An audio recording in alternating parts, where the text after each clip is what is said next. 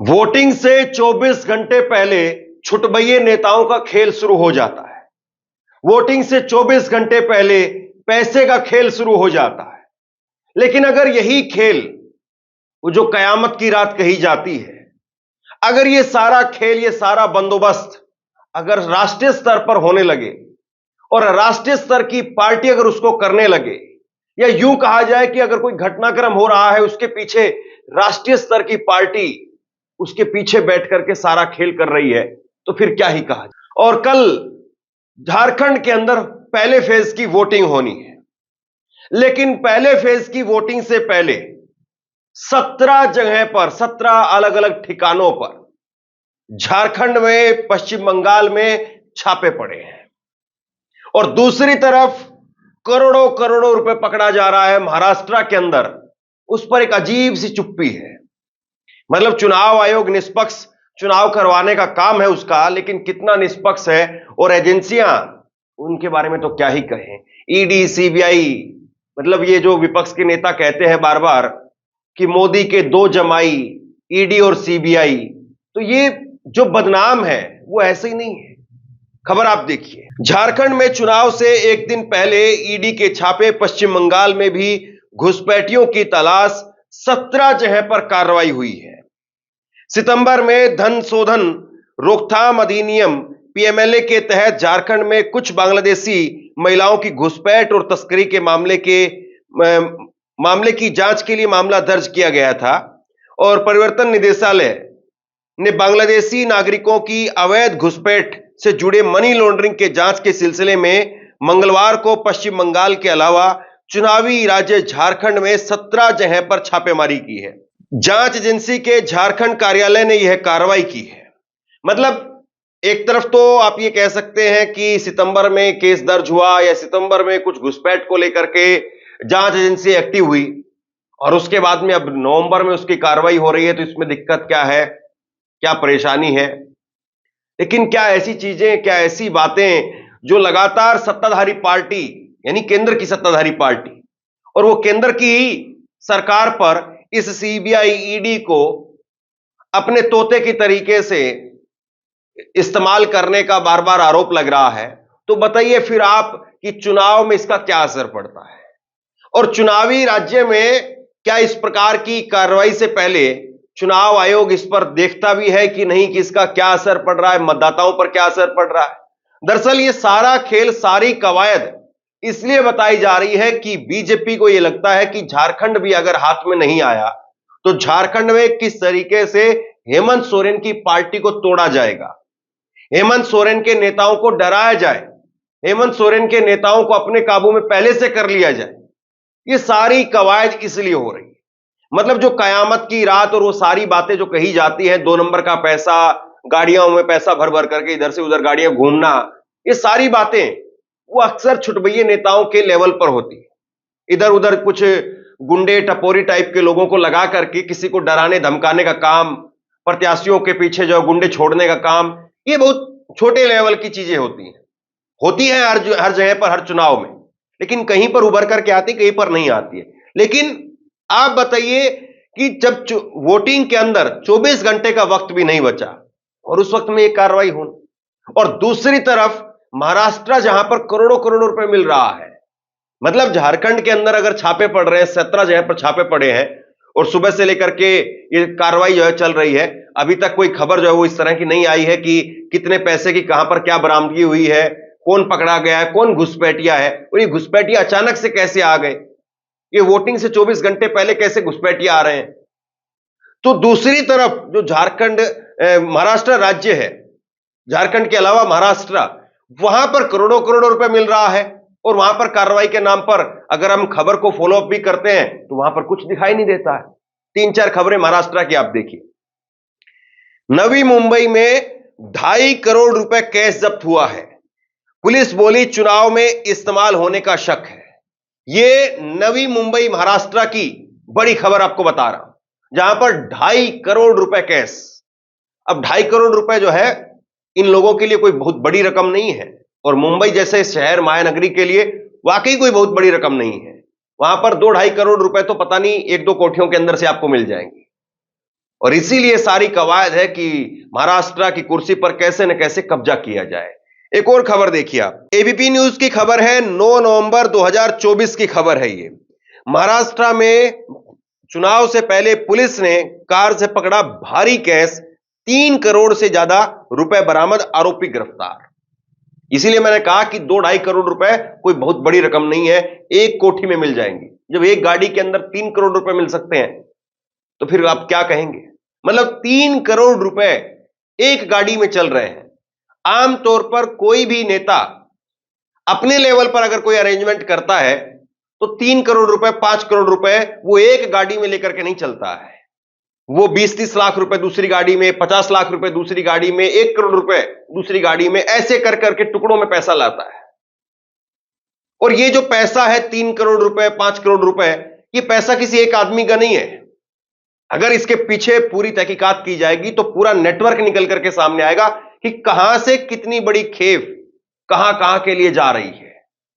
और ये सारा का सारा जो है वो यही है कि किस तरीके से जो खोखा को लेकर के जो बदनाम हुई ना पार्टी, आपको पता है कौन सी पार्टी, खोखा पार्टी, गद्दार पार्टी, जो पार्टी बदनाम हुई, उनके आकाओं को डर है कि अगर हम हार गए और अगर हम घर चले गए तो फिर हमारी क्या होगी।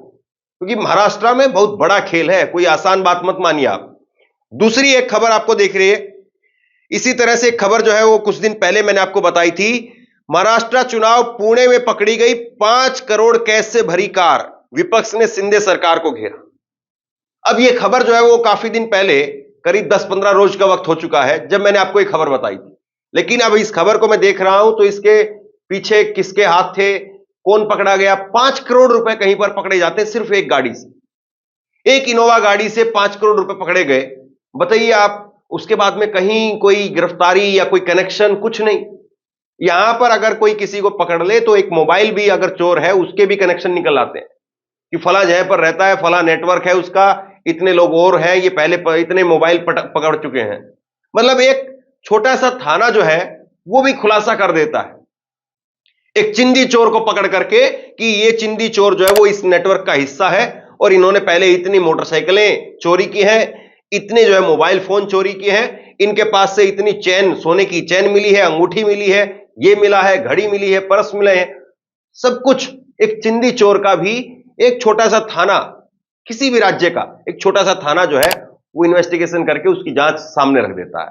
लेकिन मुंबई की पुलिस, महाराष्ट्र की पुलिस, वो अपने आप में बहुत शानदार मानी जाती है, स्कॉटलैंड के बराबर की पुलिस जो है कही जाती है। अब देखिए साहब, यहां पर 5-5 करोड़ रुपए पकड़ा जा रहा है।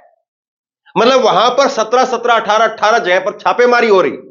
झारखंड से क्या बरामद हुआ, बांग्लादेश से क्या बरामद हुआ, घुसपैठियों का मुद्दा अचानक से कहां से आ रहा है, और यह घुसपैठियों का मुद्दा कल कहां भुनाया जाएगा या किन किन उम्मीदवारों को डराया जाएगा, यह सारा तार अगर आप जोड़ेंगे तो एक से एक तार जुड़े हुए मिल जाएंगे आपको। दूसरी बड़ी बात, महाराष्ट्र में जो कुछ चल रहा है और दूसरी तरफ झारखंड में जो कुछ चल रहा है, इसके पीछे केवल अगर आप कोई यह कहे कि स्टेट यूनिट ही सब कुछ देख रही है तो बहुत मुमकिन नहीं लगता है। कल भी मैंने आपको 2 बड़ी खबर दिखाई थी। कल्पना सोरेन का हेलीकॉप्टर रोक दिया जाता है, उससे पहले जो है वो हेमंत सोरेन का हेलीकॉप्टर रोक दिया जाता है। उधर दूसरी तरफ झारखंड, महाराष्ट्र के अंदर उद्धव ठाकरे का हेलीकॉप्टर वो रोक दिया जाता है। आप बताइए, स्क्रिप्ट कहीं एक जगह पर कोई बैठ करके लिख रहा है या राज्य के अंदर जो है वो चीजें तय हो रही है, या दिल्ली से पूरी स्क्रिप्ट लिख करके आ रही है कि उधर हेमंत सोरेन का हेलीकॉप्टर रोको, कल्पना सोरेन का हेलीकॉप्टर रोको, उधर उद्धव ठाकरे का रोक दो। ये कोई आसान बात है क्या? और भाजपा के नेताओं का आप अहंकार देखिए 7वें आसमान पर है। आज सुबह सुबह से एक वीडियो वायरल है, ये भाजपा के पूर्व केंद्रीय मंत्री हैं, इन साहब का नाम है राव साहेब दानवे। और राव साहेब दानवे जो है वो बड़े तगड़े फुटबॉलर हैं, बड़ी तगड़ी लात मारते हैं ये। मतलब इतनी तो कोई घोड़ी भी लात नहीं मारेगी जितनी ये साहब बढ़िया तगड़े तरीके से लात मार रहे हैं। देखिए साहब, गजब का अहंकार। मतलब अरे कार्यकर्ता जो है वो सिर माथे पर बैठाया जाता है चुनाव में। चुनाव जो है कोई नेता नहीं जिताते हैं, चुनाव कार्यकर्ता जिताता है। कार्यकर्ता घर घर में घुसता है, गली गली में घुसता है, पोस्टर लगाता है, चिपकाता है, आपके वोटर को घर से निकाल करके उसका वोट डलवाने का काम करता है। नेता तो 5 स्टार होटल में पड़े रहते हैं, वहीं पर 4 रिपोर्टर को बुला लिया, प्रेस कॉन्फ्रेंस कर दी, खत्म किस्सा। और यहां पर इधर से पैसा उठा लिया, उधर से पैसा उठा लिया, बात खत्म। और शाम को जाकर के 5 बजे मुर्गा लड़ाई में बैठ जाएंगे, डिबेट में कान में लगा करके ईयरफोन, उधर मुर्गा लड़ाई लड़ेंगे, खत्म। कार्यकर्ता चुनाव लड़ता है, लेकिन कार्यकर्ताओं को लात मारी जा रही है। सोच लीजिए आप, खोखा पार्टी, गद्दार पार्टी, और ये अब कहां पर आ गई है। मतलब बीजेपी जो सबसे बड़ी कैडर की पार्टी कही जाती है, बीजेपी जिसके लिए कहा जाता है कि बीजेपी आरएसएस में जितनी अनुशासन है, जितना चाल चरित्र चेहरा है, जितने नीचे लेवल तक माइक्रो मैनेजमेंट होता है, उतना किसी में नहीं होता है। लेकिन देखिए भाजपा के कार्यकर्ताओं की आज हालत क्या है। और ये तो पूर्व मंत्री है साहब, जो वर्तमान में मंत्री है वो तो नाक पर मक्खी नहीं बैठने दें, कार्यकर्ता तो बगल में फटक कैसे जाए। और दूसरी तरफ ये हो रहा है कि विपक्ष के बड़े नेता, देश में लोकसभा के अंदर नेता प्रतिपक्ष राहुल गांधी, वो माफी मांग रहे हैं। मतलब भाजपा के नेता लात मार रहे हैं और राहुल गांधी माफी मांग रहे हैं। कांग्रेस पार्टी ने ट्वीट किया, कांग्रेस ने ट्वीट करके जो है इसमें लिखा कि राहुल गांधी ने कहा है कि मैं सभी से माफी मांगता हूं, मुझे चिखली में जो है वो आना था, जहां पर सोयाबीन के किसानों से मिलना था, एक सभा को भी संबोधित करना था, लेकिन हवाई जहाज में तकनीकी खराबी हो गई जिसकी वजह से मैं नहीं आ पाया। महाराष्ट्र में किसानों को काफी कठिनाइयों का सामना करना पड़ रहा है। बीजेपी की सरकार सोयाबीन और कपास के किसानों को सही दाम नहीं देती है। मैं आपसे कहना चाहता हूं कि इंडिया की सरकार आपका ख्याल रखेगी, तुरंत आपकी समस्याओं का हल निकालने का प्रयास करेगी। कुल मिलाकर के अब सीन यही है कि जहां पर सत्ताधारी पार्टी भी है तो वहां पर उनको छापों का सामना करना पड़ रहा है, और जहां पर विपक्ष में है तो वो विपक्षी पार्टियां जो है डीजी को भी नहीं बदलवा पा रही है। हालांकि खैर अब डीजी को बाद में बदलना पड़ा। तो बहुत कुछ ऐसा है इस चुनाव के अंदर जो जमीन पर नहीं बल्कि हवा में लड़ा जा रहा है। अब देखना यह है कि कल जब जमीन पर वोटिंग होगी तो उसमें लोग क्या तय करते हैं, और ये जो हवा क्रिएट की जा रही है, पैदा की जा रही है, खड़ी की जा रही है, इस हवा का असर क्या होता है। बाकी आप लोग बताइए, आप क्या सोचते हैं, नीचे कमेंट बॉक्स में अपनी राय लिख करके जरूर बताइए। इस वीडियो को शेयर कीजिए और इसी तरह की तमाम खबरों के लिए ऑनलाइन न्यूज इंडिया को सब्सक्राइब कीजिए। आपका बहुत बहुत धन्यवाद।